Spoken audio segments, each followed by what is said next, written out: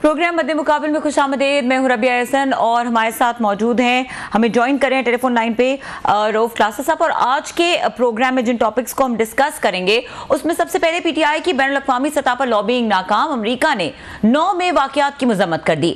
9 मई का एहतजाजी तरीका गलत करार दे दिया। पाकिस्तानी अवाम के दहशतगर्दों के हाथों नुकसान उठाने की तारीफ। एहतजाज पुरअमन होना चाहिए, जायज़ तरीके से आज़ादी राय की हिमायत करते हैं। तर्जुमान अमरीकी महकमा खारजा मैथ्यू मिलर का बड़ा बयान। इसके अलावा बात करेंगे सुप्रीम कोर्ट में मखसूस नशिस्तों के केस का फैसला महफूज। पीटीआई और हुकूमत की सियासत दाव पर लग गई, सब नजरें सुप्रीम कोर्ट पर लग गईं। शहबाज सरकार में बहरान का खदशा, सुप्रीम कोर्ट जजेस के वकला से चुपते सवालात। इलेक्शन कमीशन और पीटीआई दोनों का केस कमजोर, फिर फैसला क्या आएगा। इसके अलावा बात करेंगे अवामी दबाव काम दिखा गया। शहबाज शरीफ हुकूमत बिजली बिलों के नीचे दब गई। 50 अरब का तरक्याती फंड खत्म करके बिजली के प्रोटेक्टेड सार्फिन को सब्सिडी दे दी गई। वज़ीर आज़म के माजी में यारों की जेबें भरने के ताने, महंगी बिजली के मुआहदों पर नजरसानी करें, अवामी दबाव बढ़ गया। और इसके अलावा बात करेंगे इस्लामाबाद हाई कोर्ट के ऑडियो लीक्स केस के फैसले के बाद हुकूमत का बड़ा फैसला। विफाकी काबीना ने हसास इदारे के नामजद अफसर को कॉल ट्रेस करने का इख्तियार देने की मंजूरी दे दी। अहम डिटेल्स इस हवाले से आपके साथ शेयर करेंगे। हमें ज्वाइन करें डिस्कशन के लिए प्रोग्राम में lieutenant general retired Abdul Qayyum साहब, उनको वेलकम करेंगे। अस्सलाम वालेकुम लेफ्टिनेंट जनरल रिटायर्ड साहब। जी वालेकुम अस्सलाम। अच्छा जनरल अब्दुल क़य्यूम साहब, आपने का बहुत शुक्रिया, आपने हमें वक्त दिया। स्टार्टिंग फ्रॉम ये जो एक बड़ा फैसला सामने आया हुकूमत का और विफाकी काबीना ने इसकी मंजूरी दी है कि शहरियों की जो कॉल है वो रिकॉर्ड की जा सकेगी और वो सुनी जा सकेगी, इसकी ज़रूरत क्यों पेश आई? इस फैसले के बारे में ज़रा बताइएगा कि आपका क्या ख्यालात हैं। देखिए, ये इजाज़त जो है ना, ये तो 1996 से है और उस वक़्त ये था कि कॉल को रिकॉर्ड किया जा सकता है और अभी इन्होंने ये किया, उसको इम्प्रूव किया कि आम कोई ऑपरेटर उसको ना करे, ग्रेड 18 का बंदा ही कर सकता है। आप ये देखें कि पूरी दुनिया के अंदर, आप मगरब में देखें, आप यूरोप में देखें, अमेरिका में देखें, जहां आपको डाउट होता है कहीं फिफ्थ कॉलमिस्ट का, कहीं किसी ऐसे लोगों का जो ऐसी साजिश पनप रही हो जो मुल्क के मफाद के खिलाफ हो, तो वो करते हैं। और ये तो ना अपने मुल्क में भी और अपने मुल्कों से बाहर भी लोगों के ऐसे टेंटिकल्स होते हैं कि अपनी सिक्योरिटी और सलामती के तहफ़्फ़ुज़ के लिए। आपको याद होगा कि कारगिल की जंग में यहाँ से बात कर रहे थे जनरल परवेज़ मुशर्रफ चाइना में अपने चीफ ऑफ जनरल स्टाफ के साथ, तो वो इंडिया ने इधर से रिकॉर्ड कर ली। हमने ये जो मुल्क के अंदर अगर काले रिकॉर्ड न होती तो ये कलभूषण या देव टाइप लोग जो है आपके हथे न चढ़ते। तो इसलिए बहुत सी चीजें ऐसी हैं जो कि वो की। अभी आप हर चीज पे डाउट करें कि क्या है, आप अगर अपनी फेयर बातचीत करते हैं, बिजनेस की बात कर रहे हैं अपने प्रोफेशन में, तो कॉल को तो रिकॉर्ड करने का देयर इज नो क्वेश्चन कि उसको किसी को कोई डर होगा। तो I think they have restricted it rather than इसको, और ये कोई नया ऑर्डर नहीं है। आज असेंबली में के अंदर भी लॉ मिनिस्टर ने यही एक्सप्लेन किया है। लेकिन जनरल साहब, ये अगर इस तरह का मामला है कि ये एजेंसीज करती हैं दुनिया भर में और पाकिस्तान में भी ये कोई नया फिनोमेना नहीं है, तो इसको इस पैसेज की ज़रूरत क्यों पड़ी? बाकायदा काबीना को इसकी मंजूरी देने की ज़रूरत क्यों पड़ी? और दूसरी बात है कि इस तरह से शहरियों की प्राइवेसी का क्या मतलब, उनकी कुछ ज़ाती ज़िंदगी भी है। एजेंसीज का क्या दायरा इख्तियार इतना वसी है कि वो किसी की भी कोई भी गुफ्तगू सुन सकते हैं? देखें, अक्रॉस द बोर्ड तो हर बंदे की गुफ्तगू को टेप नहीं किया जाएगा ना। वहाँ ही जहाँ आपको सस्पिशन है, जहाँ आप समझते हैं कि कुछ लोग, देखें, लोग जो एनिमी फोर्सेस हैं या बाहर से जो लोग ऑपरेट करते हैं, एजेंट्स, वो हमारे पाकिस्तानी लोगों को ही इस्तेमाल करते हैं। और अगर इस तरह को कोई नेस्ट पनप रहा है तो आपको वही चीजें करते हैं ना, अदरवाइज बाकी लोग इग्नोर करते हैं। They don't have time, neither they have resources कि 24 करोड़ अवाम के वो सारे टेलीफोनों को करेंगे। आप ये देखें कि ये उसामा बिन लादेन की भी जो इनिशियल जो लीड दी गई थी, वो भी इंटेलिजेंस एजेंसीज ने, उनको पता नहीं था कि उसामा की लीड है, लेकिन उन्होंने अलकायदा के हिसाब से कुछ चीजें नोट की थी और दी थी। तो ये डेफिनेटली सिक्योरिटी की एक रिक्वायरमेंट होती है और इस हुकूमत ने कोई नया काम नहीं किया, इसने उसके यूज को बढ़ाया नहीं बल्कि रिस्ट्रिक्ट किया है। और ये कहा है कि ग्रेड 18 का रिस्पॉन्सिबल बंदा ही इसको हैंडल करे और उसको चलाए। हमारे साथ क्लासेस साहब भी मौजूद हैं। क्लास साहब, जनरल साहब से आप सवाल करना चाहेंगे, ओवर टू यू। जी जी बिल्कुल जनरल साहब, बहुत शुक्रिया सर, आपने हमें ज्वाइन किया। सर एक बात की मुझे नहीं समझ आती कि उन्होंने कहा कि ग्रेड 18 का बंदा जो है ना रिस्पॉन्सिबल अफसर वही ही इसको वो करेगा, मॉनिटर करेगा। तो क्या वजह है ग्रेड 18 से जो नीचे वाला स्टाफ है वो भी रिक्रूटेड है, वो भी एक प्रोसेस के तहत आते हैं, उन पे क्यों नहीं ट्रस्ट किया जाता? या ये समझा जाता है उनकी इंटेग्रिटी वो कॉम्प्रोमाइज होती है, वो सीरियस नहीं होते, या वो अपने काम को सीरियस नहीं लेते, या इस काम को मिसयूज करेंगे, गलत तरीके से इस्तेमाल करेंगे? सर तो मैं हमेशा कंफ्यूज रहता हूँ कि अगर इतनी बड़ी सेंसिटिव पोजीशन पे जिन्होंने कल को टेलीफोन टैपिंग करनी है, पूरा सिस्टम चलाते हैं, अगर उन पे एतमाद नहीं है और समझा जाता है ग्रेड 18 का अफसर जो है वो बेहतर तरीके से वो जिम्मेदारी का सबूत दे सकता है, सो इसको आप कैसे देखते हैं सर? तो ग्रेड 18 ही क्यों सर? ग्रेड 6, 7, 8, 9, 10 या 17 ग्रेड क्यों नहीं सर? जी देखिए रऊफ भाई, एक तो बहुत मेहरबानी आपने लाइन पे लिया और बड़े अरसे के बाद आपसे गुफ्तगू हो रही है और आपका विजिट ओवर ड्यू है, आपकी बुक्स भी मैंने और लेनी है। मैं ये कहना चाहता हूँ, देखिए ये जो है ना मसला ये है कि नीचे वाले जो लोग हैं उनके अपने अपने लेवल की अपनी अपनी वो उनकी ड्यूटीज होती हैं, लेकिन आप देखें ये मसलन ब्लास्फेमी का जो लॉ है उसके ऊपर भी क्या एतराज होता है? वो ये होता है कि नीचे को FIR दर्ज ना कर दे SSP या DC के लेवल के ऊपर, because they are responsible ranks. और ये इसका मतलब नहीं है कि वो खुद सबको टेप कर रहे होते हैं या सबकी, वो नीचे से जब उनको खबर आती है तो उसको ऑथेंटिकेट करते हैं। ये नहीं है कि वो अपने तौर पे कोई नीचे आपका हवलदार लेवल का बंदा या कोई फोरमैन या कोई ऐसा ऑपरेटर उसको करके भेज दे तो आप इसकी रेटिफाई ना करें। तो इसका मतलब यही है कि नीचे से काम तो ग्रास रूट लेवल पे होते रहते हैं, लेकिन रिस्पॉन्सिबिलिटी ग्रेड 18 का अफसर देखें, ग्रेड 18 का अफसर डिप्टी कमिश्नर के लेवल का अफसर होता है, ग्रेड 18 का अफसर आर्मी में मेजर लेवल का ऑफिसर होता है। तो वो नीचे से काम सारा हो जाता है, उनको ट्रस्ट भी किया जाता है, लेकिन as you rise high responsibility बढ़ती जाती है। And I think these are the cutting edges, ये जो ग्रेड 18 का सिविल सोसाइटी के अंदर और ग्रेड 18-19 के जो आर्मी के लोग हैं, कर्नल और मेजर्स, ये लोग हैं, और इनकी क्लियरेंस के साथ होगा तो बहुत सी चीजें ड्रॉप डाउन हो जाएगी। जो सिर्फ नेशनल सिक्योरिटी से रिलेट करती हैं चीजें उनको लिया जाएगा, और अगर कोई अपना स्कोर सेटल कर रहा है तो उसको इग्नोर कर दिया जाएगा। तो आई थिंक ये क्वेश्चन ऑफ रिस्पॉन्सिबिलिटी है।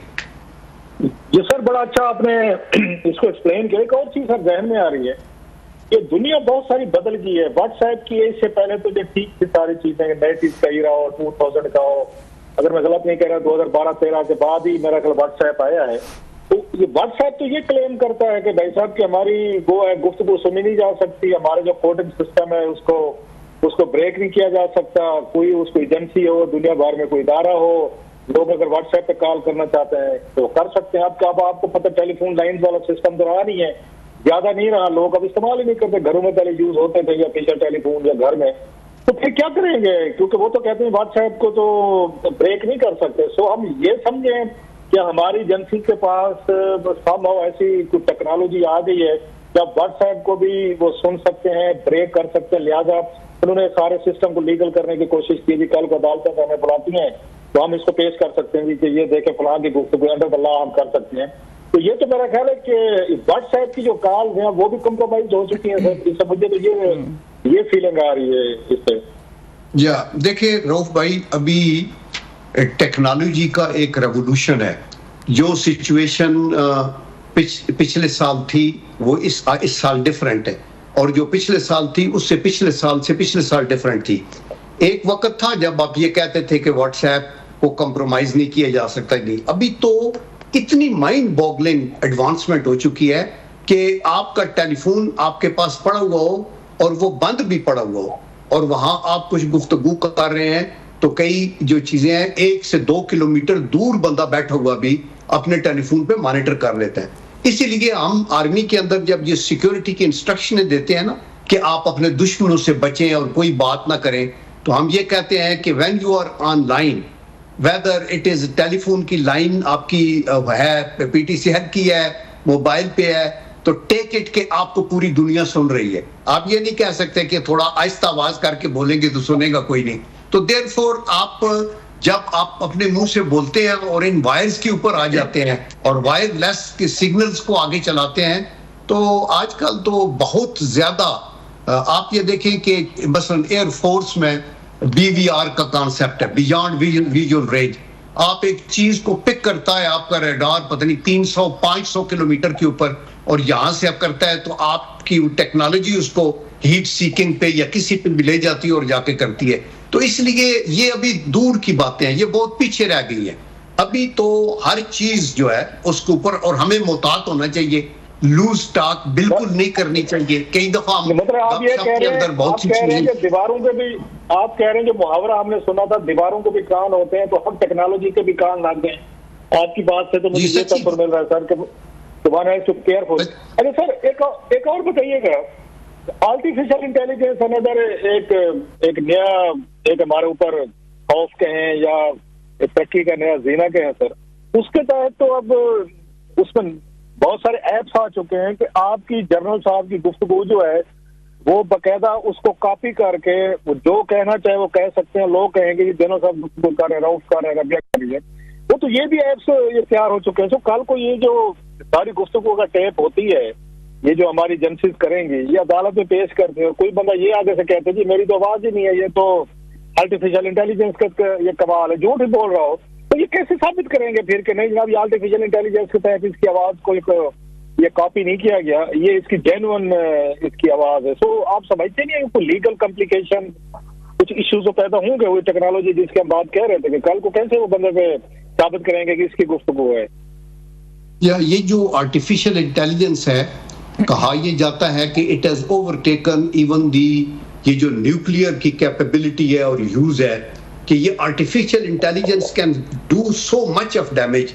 और ये होता है ना कि अल्फाज कहीं और से, जिस्म किसी और का, जबान किसी और की, और वो कर आके तो उसको फिक्स करते हैं आगे से पीछे से, और वो खुद वो ह्यूमन इंटेलिजेंस को ओवरटेक कर रही है आर्टिफिशियल इंटेलिजेंस। और इसलिए ये एक बहुत बड़ा डेंजर बनता जा रहा है। और आप बिल्कुल राइट, आपका कंसर्न है कि हमें, इसीलिए हम कहते हैं ना साइबर वारफेयर का भी अब शिकार है, आपको इसका अगेंस्ट भी आपको करना है। हाइब्रिड वार के अंदर ये साइबर सिक्योरिटी और साइबर वार का जो एलिमेंट है ये बहुत इंपॉर्टेंट हो चुके हैं। तो इसलिए आई थिंक के one has to be very careful. That is the reason कि हम कहते हैं कि social media whereas is very useful, जहां हम जो है गूगल के ऊपर जाके बहुत सी चीजें लाइब्रेरियों से ढूंढ के रिसर्च पेपर लिख सकते हैं, काम, नॉलेज, एवरीथिंग।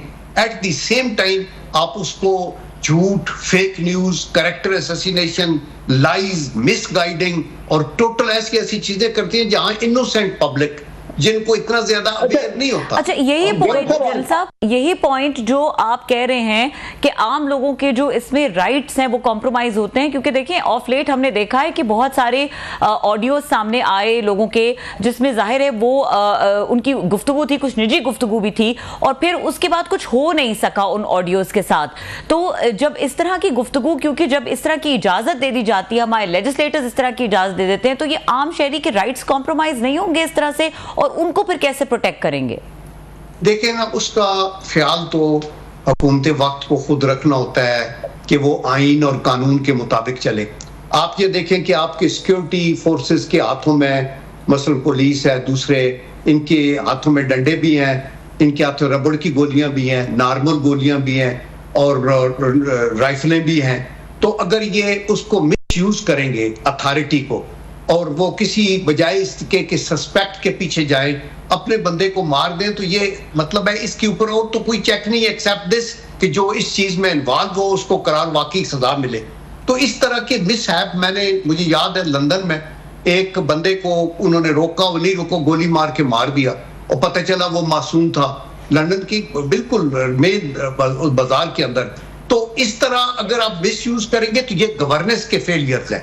अदरवाइज मसलन आपकी सेकंड लाइन फोर्सेस है, स्मगलिंग को रोकती हैं, बॉर्डर्स पे जाती हैं, और अगर वो सिविलियन के दाएं बाएं होने शुरू हो जाए तो वो गलत है।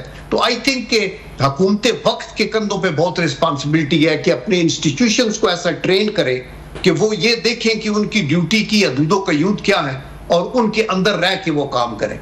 अदरवाइज तो मिसलीड करने के लिए तो बाखुदा मैं आपको तो पीछे ख्वाजा साद रफीक की एक टेप चल रही होती थी कि वो कह रहे थे कि जी इमरान खान साहब को रिहा करें, क्यों नहीं करते, इनका पूरा हक है, इनको बाहर जाना चाहिए, वो करना चाहिए।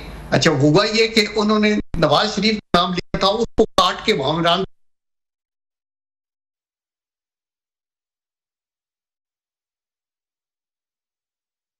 करते जाते, तो मतलब है बहुत सी ये मिसगाइड और मिसलीड करती है, तो पब्लिक को अवेयर होना चाहिए। जनरल साहब, आपको याद होगा सर कि जब 75 में भुट्टो साहब पे ये इल्जाम लगता था कि उन्होंने ISI को ये उन्होंने अथराइज किया था कि वो पॉलिटिकल एक्टिविटीज जो है उनके मुखालफिन की, तो उनको ये अवेयर रखें और उनको रिपोर्ट किया करें प्राइम मिनिस्टर पाकिस्तान को। वो भी नोटिफिकेशन उन्होंने किया था इसी तरीके का, और ISI को बकायदा एक सियासी रोल दिया गया था, डेस्क बनाया गया।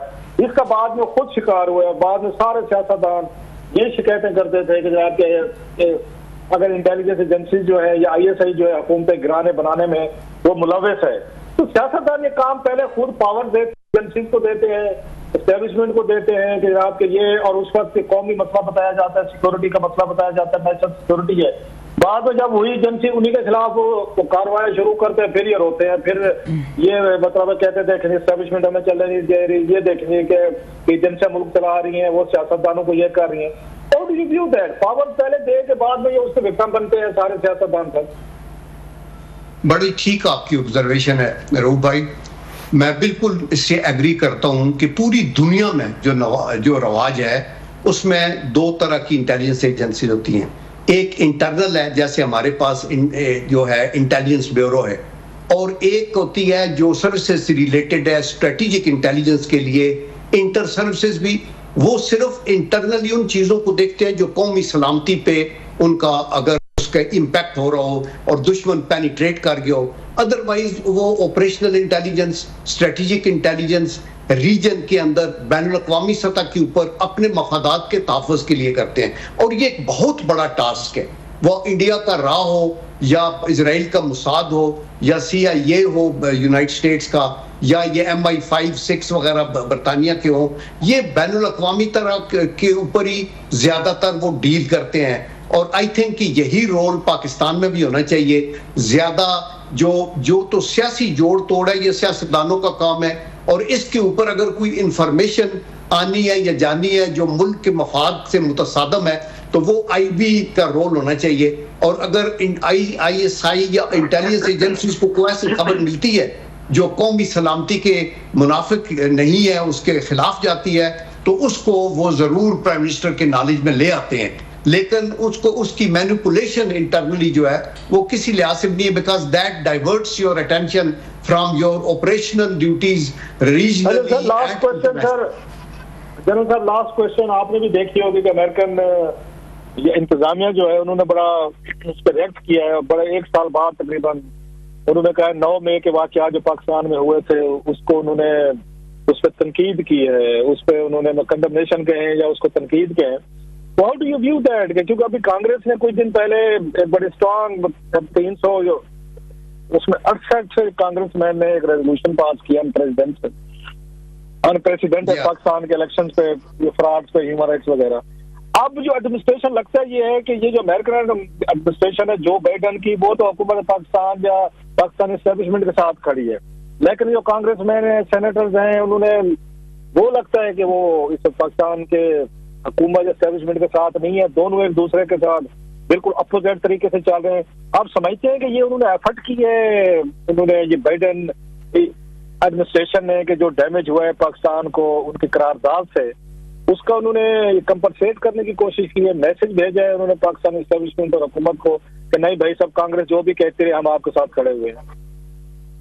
जो तो हाउस ऑफ रिप्रेजेंटेटिव की करारदाद है ना, वो तो पॉलिटिकली मोटिवेटेड है, और उसके ऊपर हमारे एक रिनाउंड कॉलमिस्ट हैं अंग्रेजी न्यूज़पेपर के आजकल, नासिर साहब या somebody who is there in America, और उन्होंने वहां से एक कॉलम लिखा है जो हमारे लीडिंग न्यूज़पेपर्स में इंग्लिश में छपा भी है।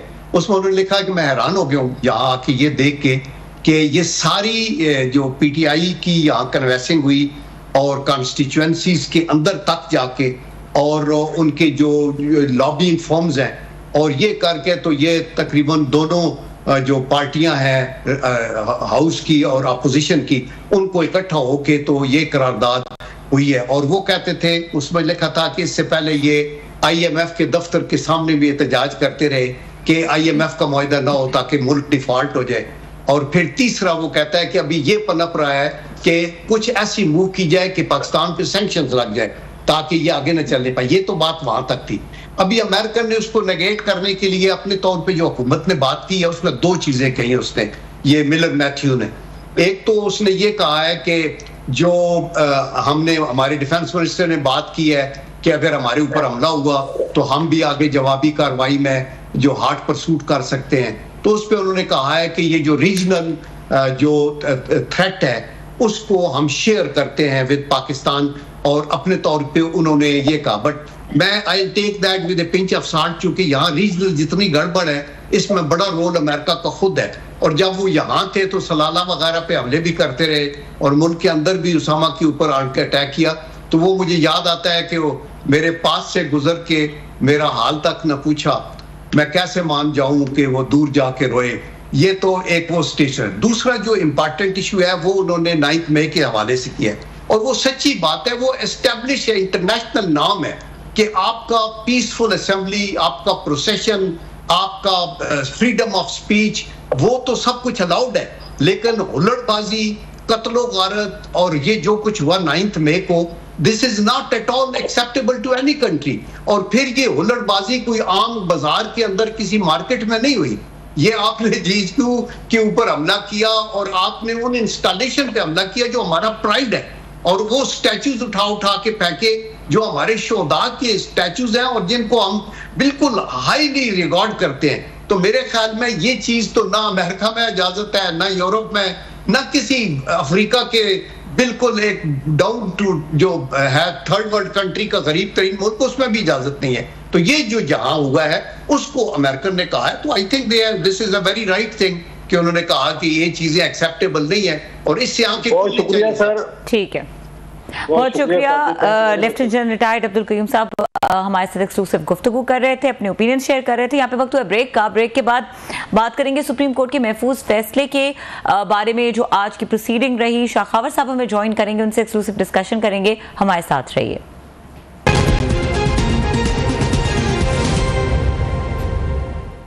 Welcome back. और हमें डिस्कशन के लिए ज्वाइन किया है साबिक जज और सीनियर कानूनदान शाखावर साहब ने, उनको वेलकम करेंगे। अस्सलाम वालेकुम शाखावर साहब। वालेकुम अस्सलाम। शाखावर साहब बहुत शुक्रिया, आपने हमें वक्त दिया। हम बात करेंगे ये जो बहुत अहम एक केस है जिसके जो सियासी इम्प्लिकेशंस हैं वो बहुत ज़्यादा अहम हैं, उसका फैसला सुप्रीम कोर्ट ने आज महफूज कर लिया। मखसूस नशिस्तों के हवाले से ये केस है। अब ये जो थ्रू आउट द प्रोसीडिंग्स जो आर्गुमेंट्स रहे हैं दोनों जानिब से, जजेस जिस तरह के रिमार्क्स देते रहे और जिस तरह से इस केस को प्रोसीड किया गया वकला की जानिब से, ये बताइए कि लगता क्या है, किस किस्म का फैसला आने की तवक्को है? आपसे पहले भी इसके ऊपर डिस्कशन हो चुकी है, लेकिन आज जो है वो कंक्लूड हुई हैं चीज़ें, तो अब क्या लग रहा है आपको? देखिए, ये एक बड़ा अहम मुकदमा है। इसका पाकिस्तान की जो अभी पॉलिटिकल जो सिनेरियो है उस पर बहुत ज्यादा असर पड़ने वाला है।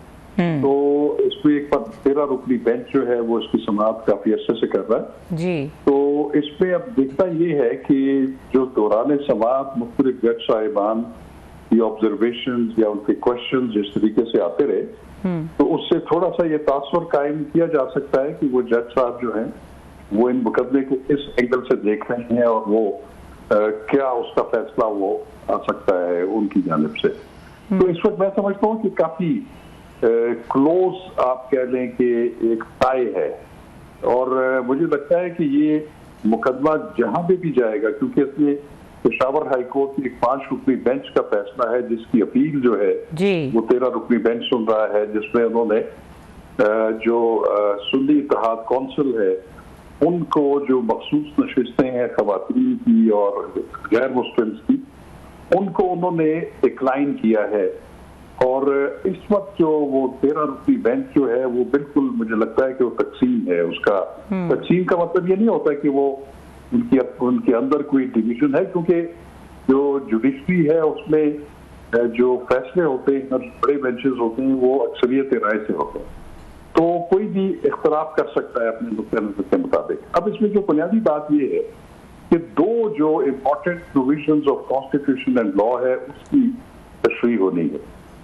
एक है आर्टिकल 51 जो है आईन पाकिस्तान 1973 का, जिसमें कि कौमी असम्बली की जो नशिस्तें हैं बशमूले खवातीन की और नॉन मुस्लिम्स की वो एक पूरी कॉम्पोजिशन बनाता है। तो इसका एक तो तकाजा आइन का ये है कि नेशनल असम्बली जो है वो जो आर्टिकल 51 में जितनी तादाद लिखी हुई है खवातीन समेत, उससे उनकी जो है वो नेशनल असम्बली जो है वो कंप्लीट होती है। हाँ, ये जरूर है कि कुछ बाई इलेक्शन हो जाती हैं, कुछ लोग किसी वजह से सीटें खाली हो जाएं तो वो उसका फिर बाई इलेक्शन हो जाता है या वो सारी चीजें हो जाती है, वो तो एक अलग चीज है। लेकिन आइन का ये मंशा जरूर है कि नेशनल असम्बली की तादाद उतनी ही होती है जितना आर्टिकल 51 में लिखा हुआ है। लेकिन उसके साथ साथ जब आप इलेक्शन एक्ट 2017 की जो शिक 104 है वो डील करती है मखसूस नशिस्तें जो हैं सूबाई असम्बली में भी, वो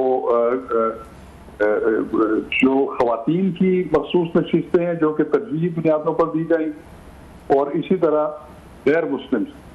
तो उसमें जो लग ये रहा है कि जो सुन्नी इत्तेहाद कौंसिल है जिसके खिलाफ ऑलरेडी पेशावर हाई कोर्ट 5 रुकनी बेंच फैसला दे चुका है, उसकी कामयाबी के मुझे इम्कानात नजर नहीं आ रहे अपील के जो कि सुन्नी इत्तेहाद कौंसिल है, क्योंकि वो आर्टिकल 104 की अगर आप पूरी रूह को देखें, उसके स्पिरिट को देखें, तो वो सुन्नी इत्तेहाद कौंसिल वो क्राइटेरिया बीट नहीं कर रहे।